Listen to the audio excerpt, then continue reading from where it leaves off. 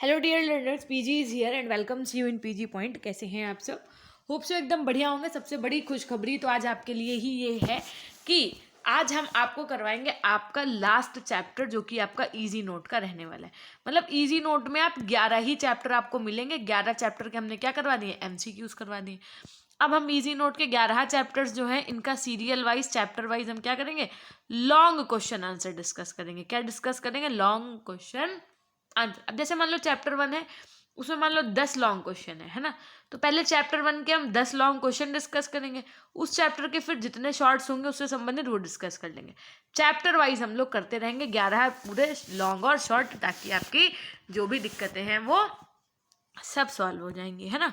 तो ये करने में थोड़ा सा टाइम लगेगा। मान लीजिए अगर हम एक चैप्टर को 5 डेज भी दे देते हैं, समझिएगा बात को। अगर मैं एक चैप्टर को 3 डेज दे देती हूँ, मतलब 2 दिन लॉन्ग और 1 दिन शॉर्ट अगर कंप्लीट करा दें हम आपके, तो 3 इंटू 11 कर लो आप, है ना। तो लगभग ये मान के चलिए 33 डेज मैक्सिमम। किसी किसी चैप्टर, मान लो कोई चैप्टर बड़ा हो तो उसमें ज़्यादा नहीं लग जाए, तो ये मान लो आप 40 डेज, कितना डेज, 40 to 45 डेज में आपका ये भी चीज़ कंप्लीट हो जाएगी। यानी कि पूरा इजी नोट आपका 40 to 45 डेज में कंप्लीट हो जाएगा with long and short questions answers. इतनी बात समझ में आ रही है? ठीक, तो बिल्कुल भी चिंता नहीं करिएगा, हम आपको एकदम डिटेल में पढ़ाएंगे, है ना। एक एक हेडिंग समझाएंगे, लिखने का क्या तरीका होना चाहिए वो सब समझाएंगे। लेकिन उससे पहले हम ये चाहेंगे कि आप लोग एक बार सेशन को शेयर कर दीजिए। अगर अभी तक लाइक नहीं किया तो लाइक कर दीजिए। चैनल पर नए हैं तो सब्सक्राइब करके बेल आइकन भी प्रेस कर दीजिएगा। देखो, इससे पहले हम आपको दिखाना चाहेंगे कि देखो, ये तो हो गया 11 चैप्टर हो गए।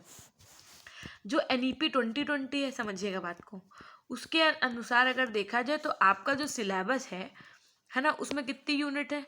उसमें मात्र 4 यूनिट है। कितनी यूनिट है? 4 यूनिट है। तो 4 यूनिट के हिसाब से अगर हम बात करें आपको, तो यूनिट वाइज समझिएगा। यूनिट वाइज मतलब हर एक यूनिट की थ्योरी, समझो बात को, है ना। अब ये बहुत अच्छे से समझना, हर एक यूनिट वाइज ऊपर से हैंड रिटन 600 से ज़्यादा एमसीक्यू इसी विषय के, है ना। उसके बाद में 50 से ज़्यादा आपके शॉर्ट क्वेश्चंस, ये भी आपके हैंड रिटन होंगे, यूनिट वाइज होंगे। मतलब यूनिट 1 से बनने वाले शॉर्ट क्वेश्चन, यूनिट 2 से बनने वाले शॉर्ट क्वेश्चन, यूनिट 3 से बनने वाले, ऐसे। उसके बाद 30 से ज़्यादा आपके जो होंगे वो लॉन्ग क्वेश्चन होंगे यूनिट वाइज, मतलब हैंड रिटन, हाथ से लिखे हुए यूनिट वाइज की कौन कौन सा क्वेश्चन बनेगा।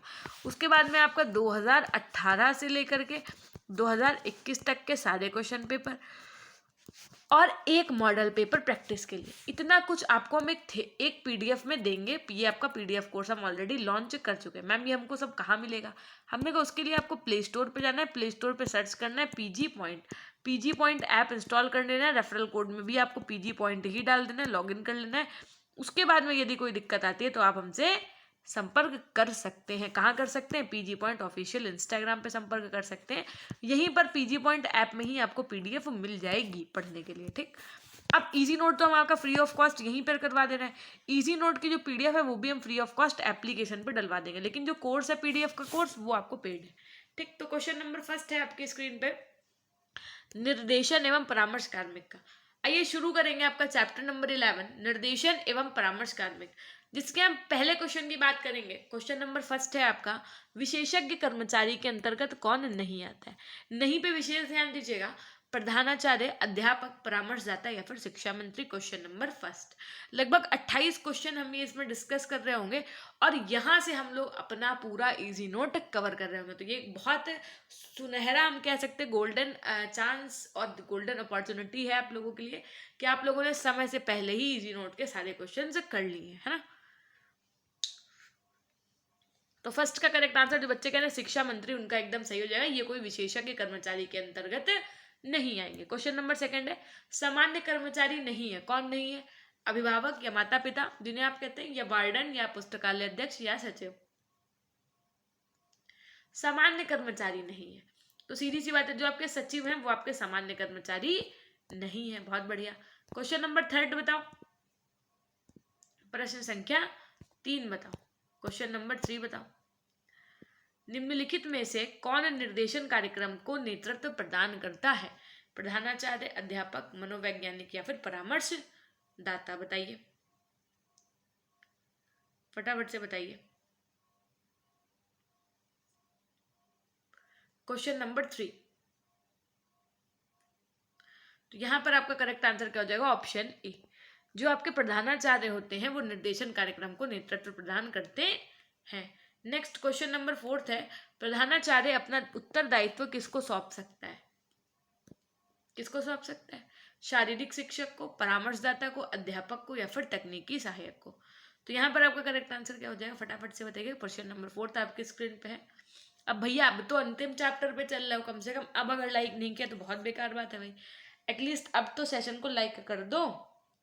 तो यहाँ पर आपका करेक्ट आंसर क्या हो जाएगा? ऑप्शन सी, परामर्शदाता। नेक्स्ट क्या हो जाएगा यहाँ पर आपका? परामर्शदाता। प्रश्न संख्या 5 बताओ। क्वेश्चन नंबर 5, विद्यालय के छात्रों के साथ सर्वाधिक संपर्क में आने वाला व्यक्ति कौन है? प्रधानाचार्य है, अध्यापक है, परामर्शदाता है, या फिर मनोवैज्ञानिक है? Question number 5।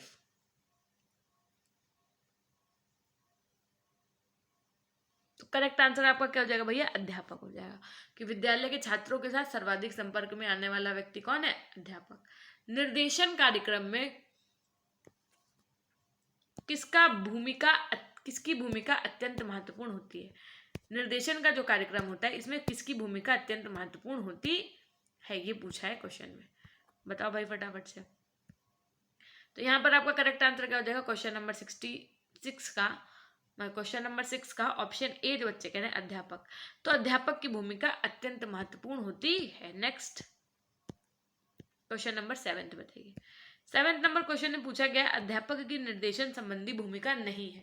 नहीं पे विशेष ध्यान दीजिएगा। ऑप्शन ए है आपका, शैक्षिक वर्ष एवं व्यवसायिक सूचना प्रदान करना, विद्यार्थी को विद्यालय का उपयोग सिखाना, पाठ्य सहगामी क्रियाओं का आयोजन ना करना, या पिलेक की तैयारी। Question number 7।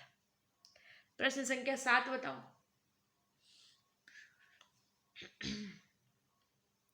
तो 7 का करेक्ट आंसर क्या हो जाएगा आपको? ऑप्शन सी, अध्यापक के निर्देशन संबंधी भूमिका कौन सी नहीं है? तो भैया पाठ्य सहगामी क्रियाओं का आयोजन ना करना। ठीक, ये नहीं है। क्वेश्चन नंबर 8 क्या है आपका? क्वेश्चन नंबर 8 है, किसके सर्वांगीण विकास हेतु बौद्धिक विकास एवं अन्य विकास आवश्यक है? प्रधानाचार्य, बालक, चपरासी, या परामर्शदाता। क्वेश्चन नंबर 8 कह रहे किसके सर्वांगीण विकास, मतलब किसके सर्वांगीण विकास। तो सीधी सी बात है, क्वेश्चन क्या हो जाएगा भैया? बालक के सर्वांगीण विकास हेतु बौद्धिक विकास एवं अन्य विकास आवश्यक है ना भैया। पता चला आप उसका सिर्फ बौद्धिक विकास हो रहा है, यानी मानसिक विकास हो रहा है, शारीरिक विकास नहीं हो रहा है, तो भी दिक्कत है ना। तो नेक्स्ट क्वेश्चन आपकी स्क्रीन पे, क्वेश्चन नंबर 9, किसके व्यक्तित्व पर घर की सामाजिक व सांस्कृतिक पृष्ठभूमि का प्रभाव पड़ता है? किसके व्यक्तित्व पर? क्वेश्चन नंबर 9 बहुत ध्यान से पढ़िएगा। परामर्श प्रार्थी, वैज्ञानिक, बालक, या फिर स्टाफ। तो यहाँ पर आपका करेक्ट आंसर क्या हो जाएगा? जल्दी से आंसर करो भाई। तो जो आपका बालक होता है, बालक के व्यक्तित्व पर घर की सामाजिक सांस्कृतिक पृष्ठभूमि का प्रभाव पड़ता है। जैसे मान लीजिए आपके घर में रोज रोज लड़ाई हो रही है, एक छोटा बच्चा है, तो उसके दिमाग में वो सब चीजें बैठ जाएंगी, है ना। तो उसका जब विकास होगा तो उसके भी ये सब चीजें उसके दिमाग में रहेंगी, है ना। तो इस तरीके से हम कह सकते हैं कि तभी जो है कहते हैं कि भाई घर का माहौल अच्छा होना चाहिए, है ना, ताकि बच्चे जो हैं वो अच्छे से उनका सर्वांगीण विकास हो पाए और वो अच्छी अच्छी बातें सीख पाए, है ना, उनके अंदर सामाजिकरण भी हो पाए। क्वेश्चन नंबर 10 है आपके सामने, बालक के जीवन उपागम, मानसिक विश्वास, मूल्यों आदि के निर्धारण में किसकी भूमिका होती है? प्रश्न संख्या 10। तो करेक्ट आंसर क्या हो जाएगा आपका यहाँ पर? ऑप्शन, बालक के जीवन उपागम, मानसिक विश्वास, मूल्यों आदि के निर्धारण में किसकी भूमिका होती है? तो ऑप्शन एकदम से हो जाएगा भैया, परिवार की। बालक की भावी योजनाओं पर किसका प्रत्यक्ष प्रभाव पड़ता है? स्कूल का, वातावरण का, अभिभावक का, सलाह का। प्रश्न संख्या 11 बताइए। Question number 11। तो यहाँ पर आपका करेक्ट आंसर क्या हो जाएगा? क्वेश्चन नंबर 11 का, बालक की भावी योजनाओं पर किसका प्रत्यक्ष प्रभाव पड़ता है? तो ऑप्शन सी एकदम से हो जाएगा भैया, अभिभावक का प्रत्यक्ष प्रभाव पड़ता है। नेक्स्ट क्वेश्चन नंबर 12 बताइए, अभिभावकों को अपने बालक से संबंधित जानकारी कहाँ से प्राप्त करनी चाहिए? विद्यालय से, परिवार से, मित्रों से, या शिक्षकों से? Question number 12। जो अभिभावक होते हैं इनको अपने बालक से संबंधित जानकारी कहाँ से प्राप्त करनी चाहिए? तो सिंपल सी बात है, कहाँ से भैया अभिभावक प्राप्त करेंगे बच्चे के विषय में जानकारी? विद्यालय से। नेक्स्ट, वर्तमान में अनेक विद्यार्थी कहाँ रहते हैं? परिवार में, छात्रावास में, डेलीमेसी में या फिर ननिहाल में?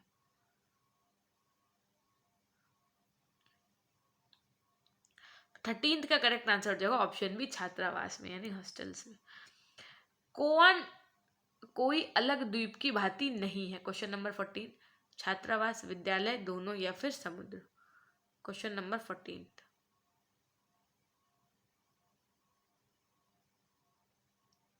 यहां पर आपका करेक्ट आंसर क्या हो जाएगा? ऑप्शन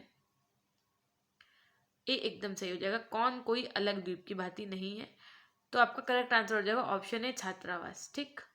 नेक्स्ट क्वेश्चन नंबर 15 देखिए, निम्नलिखित में से कौन वार्डन का कार्य नहीं है? वार्डन का कार्य इनमें से क्या नहीं है? हमने आपको वार्डन वगैरह बहुत अच्छे से पढ़ा है, तो अब बताओ क्वेश्चन का आंसर क्या होगा? विद्यार्थियों को छात्रावास के नियमों से अवगत कराना, भावात्मक रूप से अस्थिर बालकों की सहायता करना, विद्यालय से विद्यार्थियों के बारे में संपूर्ण सूचनाएं संकलित करना, या फिर विद्यार्थियों से पारस्परिक सौहार्दपूर्ण संबंध ना बनाए रखना। क्वेश्चन नंबर 15 बताइए।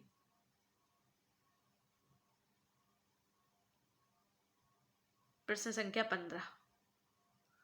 तो ऑप्शन डी भैया एकदम हो जाएगा कि विद्यार्थियों से पारस्परिक सौहार्दपूर्ण संबंध ना बनाए रखना।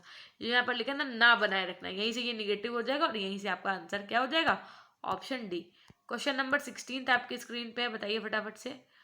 प्रश्न संख्या 16 क्या कह रहे हैं भैया? तो देखो, किसके अनुसार सभी बालकों को बिना किसी पक्षपात के अपने व्यक्तित्व के समुचित विकासार्थ यथेष्ट और सुगमता पूर्वक निर्देशन सेवाएं उपलब्ध होनी चाहिए?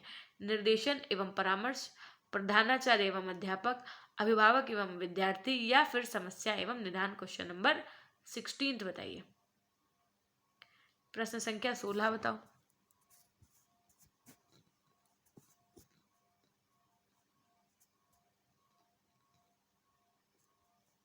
तो 16 का आपका यहाँ पर करेक्ट आंसर क्या हो जाएगा? ऑप्शन ए, जो बच्चे कह रहे हैं निर्देशन एवं परामर्श, उनका एकदम सही हो जाएगा। 17 बताओ भैया, बालक होते हैं तीव्र बुद्धि वाले, मंद बुद्धि वाले, दोनों या इनमें से कोई नहीं? प्रश्न संख्या 17। तो बालक भैया कैसे होते हैं? दोनों होते हैं, यानी तीव्र बुद्धि वाले भी होते हैं और मंद बुद्धि वाले भी होते हैं। क्वेश्चन नंबर 18 बताओ, सामान्य तथा औसत से परे भिन्न और पृथक बालक क्या कहलाते हैं? अंतर्मुखी कहलाते हैं, बहिर्मुखी कहलाते हैं, मंद बुद्धि वाले कहलाते हैं, या फिर विशिष्ट कहलाते हैं? Question number 18।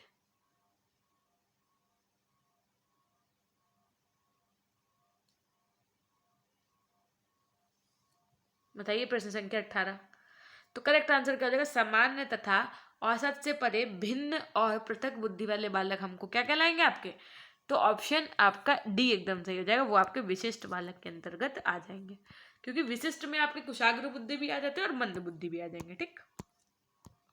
विशिष्ट बालकों की विशेषता क्या नहीं होती है? ऑप्शन है कि शारीरिक रूप से प्रायः अस्वस्थ तथा नाजुक होना, साथियों तथा मित्रों के साथ समायोजन सर्वथा कठिन होना, ऐसे बालक प्रायः अंतर्मुखी होते हैं, शारीरिक रूप से सर्वथा स्वस्थ होते हैं।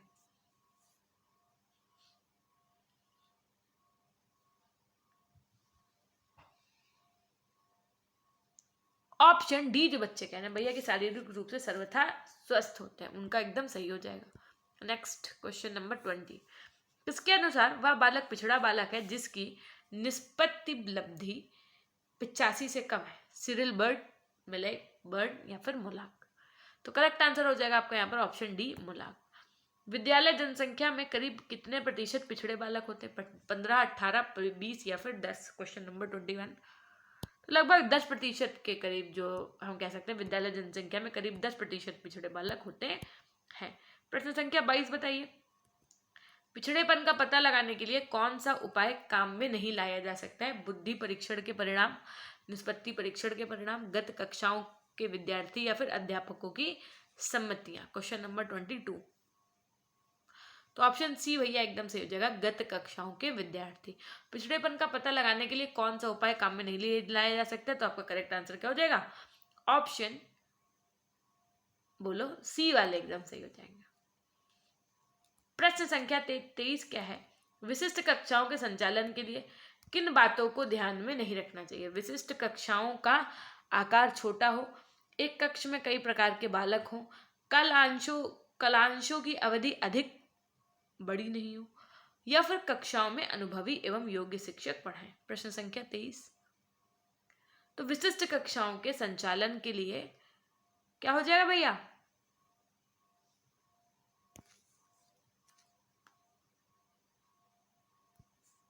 क्वेश्चन नंबर 24 देखिए, बी एकदम सही हो जाएगा। ठीक है, किन बालकों के लिए लचीली, आकर्षक एवं क्रिया प्रधान पाठ्यक्रम विकसित किए जाते हैं? विशिष्ट बालकों के लिए, तीव्र बुद्धि वाले बालकों के लिए, ए और बी दोनों, या सामान्य बालक? प्रश्न संख्या 24 बताओ।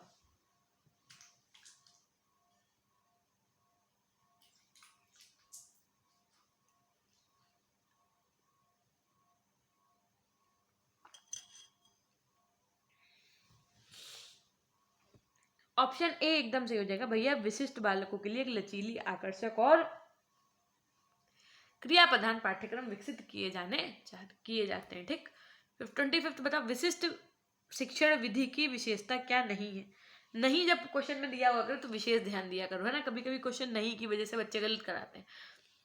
बालक करके सीखे, व्यवहारिक ज्ञान पर बल न दे, सहायक सामग्री के प्रयोग पर बल दे, या फिर आपका क्या हो जाएगा, शिक्षण मंद गति वाली। क्वेश्चन नंबर 25, ऑप्शन बी एकदम से हो जाएगा भैया, व्यवहारिक ज्ञान पर बल ना दे। क्वेश्चन नंबर 26 देखो, संपूर्ण विद्यालय का उत्तरदायित्व किस पर होता है? अध्यापक पर, अभिभावक पर, प्रधानाचार्य पर, या फिर परामर्श प्रार्थी पर? क्वेश्चन नंबर 26, प्रश्न संख्या 26 बताओ। संपूर्ण विद्यालय का उत्तरदायित्व आपका प्रधानाचार्य पर होता है। कक्षा कक्ष का निरीक्षण कौन करता है? प्राचार्य, शारीरिक शिक्षक, पुस्तकालय अध्यक्ष, या फिर ए और बी दोनों?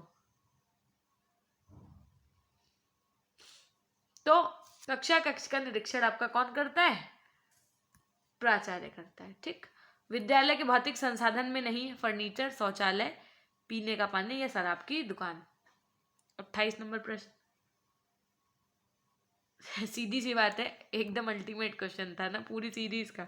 विद्यालय के भौतिक संसाधन में क्या नहीं होगा भैया? शराब की दुकान नहीं होगी ना।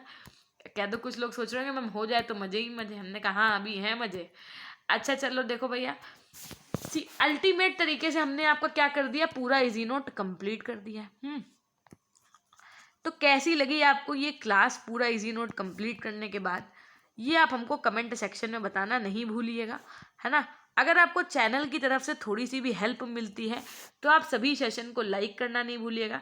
जो भी आपके फ्रेंड ग्रुप्स या कॉलेज ग्रुप्स हों उन तक सेशन को शेयर करना नहीं भूलिएगा। और अगर नए हैं तो चैनल को सब्सक्राइब करना नहीं भूलिएगा। अगर आप हमसे जुड़ना चाहते हैं तो आप हमको टेलीग्राम चैनल पे फॉलो कर सकते हैं। टेलीग्राम चैनल का नाम हमारा पीजी पॉइंट है। अगर हम बात कर लें भैया इंस्टाग्राम की, तो हमारी इंस्टाग्राम आईडी भी हम आपको बता देते हैं। हमारी इंस्टाग्राम आईडी भी आप ही लोगों के लिए हमने बना दी है, पीजी पॉइंट ऑफिशियल के नाम से, है ना। तो आप यहाँ से हमसे कनेक्टेड रह सकते हैं, जो आपके सवाल हैं आप वो हमसे पूछ सकते हैं। ठीक। टेलीग्राम पॉइंट पीजी पॉइंट के नाम से, ऐप भी आपका पीजी पॉइंट के नाम से, जहाँ पर आपको बीएड फर्स्ट सेमेस्टर से लेकर के 4th सेमेस्टर तक सारे कंटेंट मिलेंगे। चिंता करने की आवश्यकता नहीं है ना। बस आपको आज के सेशन में एक बहुत धुआंधार कमेंट करना है। क्या करना है कि भाई कैसा लगा पूरा इजी नोट कंप्लीट करके। बाकी की प्लेलिस्ट बनी हुई है, आप प्लेलिस्ट के माध्यम से क्लासेस देख सकते हैं। अब एक बार फटाफट से लिख दो, अपनों के लिए करेंगे हम सेशन को यहीं से एंड। रोज सुबह 10 बजे आपकी चलती थी क्लास अभी तक, काहे की पेपर 1 की और पेपर 2 की। अब ये मत सोचिएगा कि कुछ होएगा नहीं, जब तक हम हैं तब तक आपकी क्लासेस फिलहाल चलती रहेंगी, है ना। आपका जो ये बीएड है वो एकदम अल्टीमेट तरीके से करवा लेंगे हम, चिंता करने की आवश्यकता नहीं है ना। तो एक बार फटाफट से लिख दो भैया अपनों के लिए। ठीक। तो हमेशा खुश रहिए, मुस्कुराते रहिए, कभी अपने लिए तो कभी अपनों के लिए। तो take care, bye bye, love you all, love you my dear class. अपना ध्यान रखिएगा। ठीक। नए हैं तो सब्सक्राइब करके बेल आइकन प्रेस कर लीजिएगा।